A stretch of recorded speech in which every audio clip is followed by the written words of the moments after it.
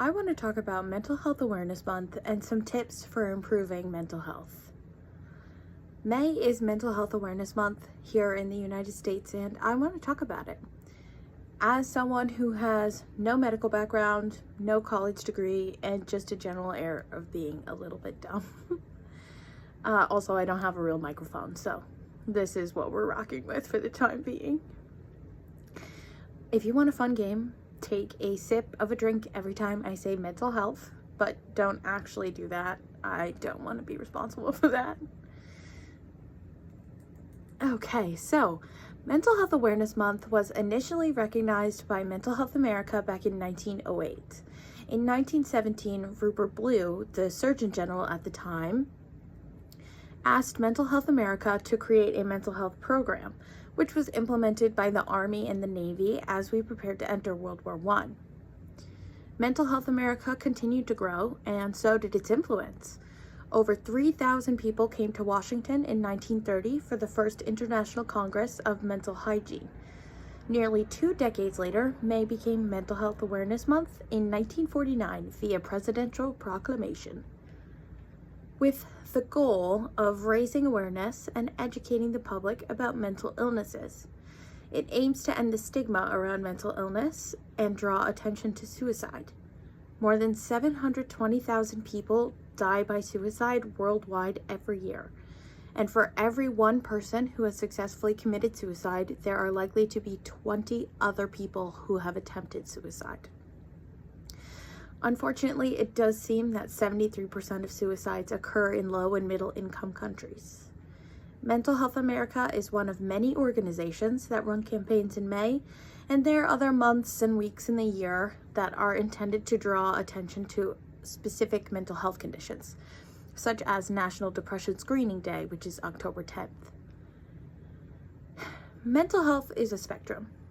It can range from good mental health to poor mental health and or serious mental illness. Many people experience minor fluctuations on the milder end of the spectrum due to daily life changes and challenges, while others fluctuate or stabilize on the end of poor mental health or mental illness. Poor mental health is not the same as mental illness. That being said, everyone should be respected individually regardless. So what are some things that tip us off to poor mental health? Someone in a low may be experiencing irritability, anger, frustration, and worry. They may no longer be enjoying things that used to fulfill them.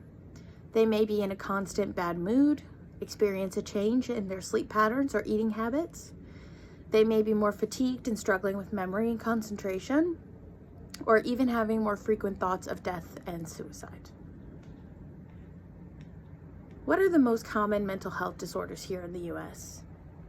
The 3 most common mental health disorders here in the United States are anxiety disorders, major depressive disorder, and bipolar disorder.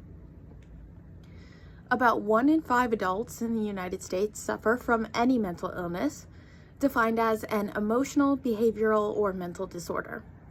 Interestingly, data seems to suggest that the presence of any mental illness is slightly higher in women, and they also report more treatment.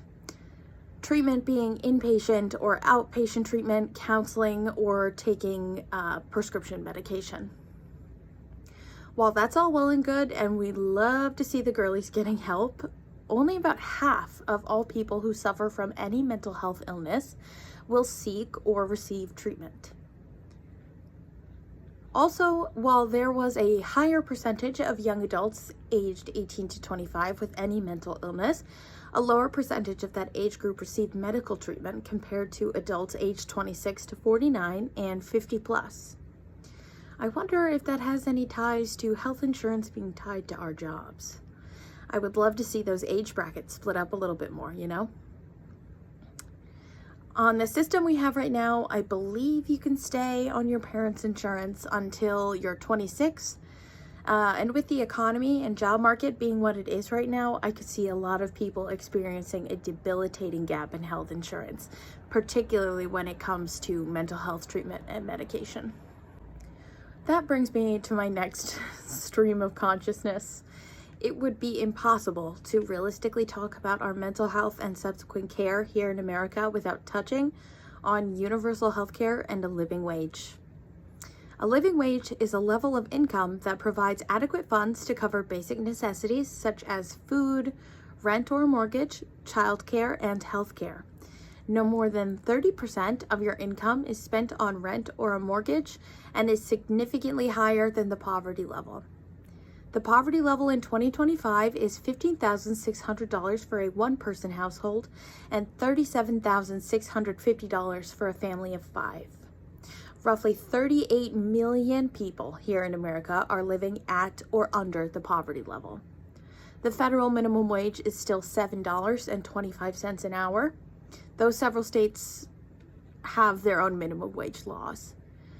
Working a full-time job at our federal minimum wage would mean an individual is living several $100s under the poverty level, just over $500 under, if you do the math with a 40-hour work week and a 52 weeks in a year, and that's before taxes.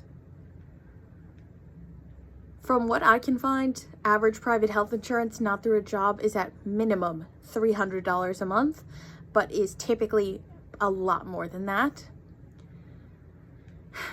I want to highlight these figures just to highlight how incompatible the United States we live in is with improving our mental health. I would also be remiss to talk about mental health and illness without touching on the struggle Black, Indigenous, and people of color face trying to find mental health services. Whether that's due to socioeconomic status, cultural shame, or simply inaccessibility. The CDC observed July as National Minority Mental Health Awareness Month, though racial and ethnic minorities are less likely to receive needed care and more likely to receive poor quality care when they're treated. There's also a huge issue of not being able to find healthcare professionals and providers that look like them, that can sympathize and empathize with specific issues a Black, Indigenous, or person of color may face. In the United States, 18% of doctors are Asian, 8.9% are Hispanic or Latino, only 4.7% are Black. I have also seen a statistic online that says 5.7%. I'm not sure which one is correct, so I'm including them both here. And less than 1% are Indigenous. White adults are more likely than Black or Hispanic adults to say they received mental health care in the past 3 years. Disparities exist for minorities in use of and in access to mental health care services. There is also a cultural element at play here, but it does seem that millennials and Gen Z are changing the shame and guilt surrounding mental illness in some minority cultures and talking more openly about them. There's also a large disparity with our disabled community. December 3rd is recognized as International Day of Persons with Disabilities. In the United States, about 1 in 4 adults have a disability. Disability is defined as a physical, mental, cognitive, or developmental condition that impairs, interferes with, or limits a person's ability to engage in certain tasks or actions, or participate in typical daily activities and interactions. Americans with disabilities report frequent mental distress as much as 5 times more than an adult without disabilities. People with disabilities can be reduced to nothing more than their disability. This is similar to people who have serious mental illnesses, what can happen to them. It's our job to help fight against the stigma and ableism. Many people with disabilities also face struggles with their healthcare providers. They can be viewed as having poor mental health or mental illness because of their disability, rather than it being talked about and treated as an independent issue. Mental health providers can sometimes view disabilities as things to be fixed, rather than a small aspect of a person that makes them different. Disabilities that affect communication, hearing, speaking, and understanding can make receiving adequate mental health care even harder to obtain. There is yet again an issue of finding a healthcare provider that can sympathize and empathize with specific issues disabled people might face. Only about 3% of doctors in the United States are people with a disability. Finally, yet again, we have come to an issue that is common, a common theme with our discussion of mental health: health insurance. People on disability via the government have a cap on what they can earn from a job.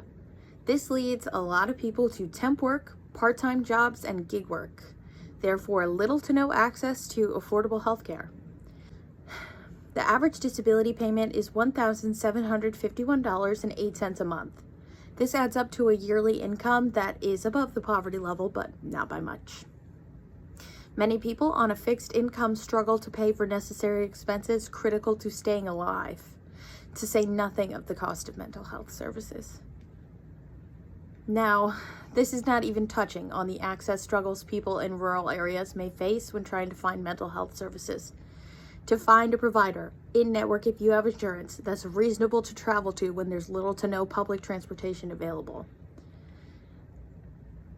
It's impossible for a lot of people in that demographic. So, having said all that, what is the goal? Good mental health, being at peace, feeling contentment, and perhaps number one is being happy. What is happiness? Happiness is defined as a state of well-being or contentment or a pleasurable or satisfying experience. There are 4 primary signaling chemicals in our brain that elicit happiness. Serotonin helps balance mood and promote feelings of well-being and reward. Dopamine, called the feel-good hormone, plays a role in feeling happiness, pleasure, and reward. Endorphins, they're your body's natural painkillers and can help you overcome stress and discomfort. And oxytocin, while not technically a happy hormone, it plays a role in promoting social interaction and may help you feel positive emotion. I've heard it referred to as the cuddle hormone before. Are we happy here in the United States? Well, seemingly not really. We fall into 24th on the World Happiness Report this year. They use metrics to rank each country individually.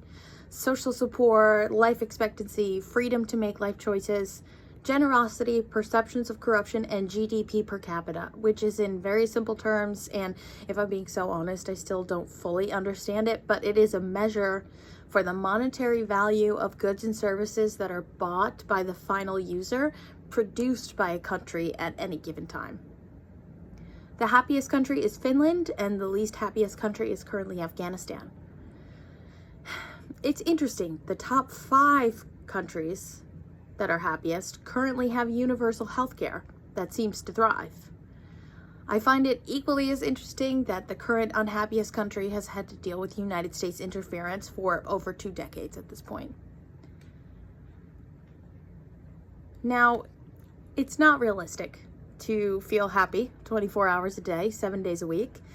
Life happens, and like we discussed earlier, it is completely normal to fluctuate on the scale of mental health in your day-to-day life. I like to think of my mental health as, or like my brain as a house. Some days it's a haunted house. Some days it's dark and stormy and there are cobwebs everywhere. Some days I just want to curl up in there and never leave. And then some days it's like I'm on a comfy couch in the sun with a cat on my lap. I hope this makes sense to you. I know that might sound kind of strange, but I also like to think of my mental health in those terms because sometimes there are breakdowns and there is some regular upkeep required. So what does that mean? For me, that means I need to have a supply of tools on hand that I can use whenever I need to. It's always helpful to have, say, a screwdriver or a hammer for when you need little fixes around your brain house. A broom, soap, and water for regular maintenance to clean.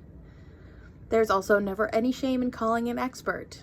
A big breakdown in my brain house may require a plumber, an electrician, so on and so forth. I hope that makes sense to you, like it does to me. But I'd like to go over some things that are data and science driven that are excellent tools to have on hand for the upkeep and care of your brain house. Okay, so here is where I'm going to get a little annoying. As someone who has suffered from depression and anxiety my whole life, I know how frustrating it can be when someone is like, have you tried taking a walk? Or why don't you just count to 10 when you're having a really bad brain day and spiraling? But having said that, no one is coming to save us. I might out myself as naive here, but I've spent a good chunk of my life daydreaming about somebody coming to save me and being the big positive change we want to see here in the world. But that's not happening. So, what are some real life steps that are accessible and reasonable for people to do at home, while also acknowledging that time is money and having free time and energy is a privilege? Let's go over some of that stuff. Let's start with some good things to have in the moment. Obviously, things are very stressful right now. To help manage stress, anxiety, panic attacks, we're going to take a look at something called TIP, which are skills used in dialectical, I could totally be saying that wrong, behavior therapy. So, temperature, intense exercise, paced breathing, and paired muscle relaxation. TIP. Temperature. This skill helps manage stress by helping to regulate your heartbeat, essentially hacking something called the mammalian dive reflex. That reflex is what slows your heartbeat underwater to help your body conserve oxygen. What you want to do is fill a bowl with cool water and submerge your face in it, covering your mouth and nose, and hold it there for as long as you can with the goal of 25 seconds. 25 seconds seems to be the sweet spot for most people. Intense exercise. This hacks your body by leaning into your stress. Your body triggers stress emotions when you're working out to help move, and afterwards will flood your brain with a relaxation response to help recovery. So here, any kind of exercise is helpful. Dancing around, jumping jacks, anything that boosts your heart rate. There's research that suggests even 7 minutes of exercise can have a good impact on your mood. Paced breathing. So the old adage of taking a deep breath is true, science-backed, but there are specific ways to manage your breathing that will calm and soothe you more than others. An easy way to harness the power of your breathing is to make sure you're taking true deep breaths, utilizing your diaphragm. Think into your stomach instead of shoulders going up and down. And in through the nose, out through the mouth.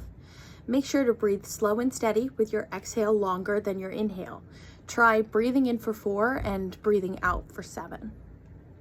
Paired muscle relaxation. When you're stressed, your muscles are typically tight and tensed, and when you're not stressed, muscles are typically relaxed. To quickly untense, starting from the toes, envision a muscle group and tense it while taking a nice deep breath. Then, release the breath out and move on to the next one. Literally say relax to yourself as you release one group of muscles and take a few breaths in between each muscle group. So, those are some helpful hacks, tips, tricks, whatever you want to call them, for in the moment panic, anxiety, stress. Let's go over some more general things. There are 5 C's of mental health: connection, compassion, coping, community, and care.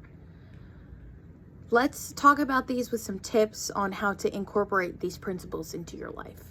So we're going to start with connection. Some good ways to connect with other people are heart-to-hearts, being vulnerable and open with others, and being responsive when others are open and vulnerable with you. Sharing laughter with others and sharing positive emotions in general. Supporting one another by giving and receiving assistance can make you feel more connected to others. Finding common ground and, interestingly, moving together with someone else are also very good ways of building connections. What is the most meaningful way to connect with someone? There's no right answer here. Even just lighthearted joking around conversations with others can help you feel more connected. Compassion to yourself and to others. Self-compassion is so important. Individuals who are more self-compassionate tend to have greater happiness, life satisfaction, motivation, and less anxiety and depression. There's some great, easy ways to help work on your self-compassion. Try writing a letter to your best friend who is going through the same thing that you are at this moment in time, and you love them so much and would never say anything mean to them. Or try writing from the softer, more compassionate part of yourself to the part of you that is struggling. Put it down for a while after writing and come back to read it later. Let those words comfort and calm you when you need it the most. Some other easy ways to help you get through hard times with compassion are acknowledging what you're going through is hard. Say it out loud. This is hard, or this is scary. Place your hand on your heart, which will release some of those happiness hormones and chemicals we talked about earlier. Remember the mantra, may I be kind to myself in this moment. Just say that to yourself over and over again. So how do we be compassionate to others? We can deeply empathize with others while protecting ourselves from burnout and realizing you can't change others. It's not up to you to fix their world for them, and you can't function if you're just taking on pain for others all the time. But you can do things to help encourage your compassion towards others.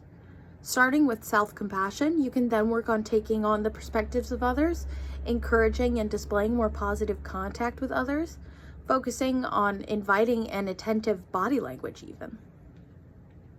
All right, so coping.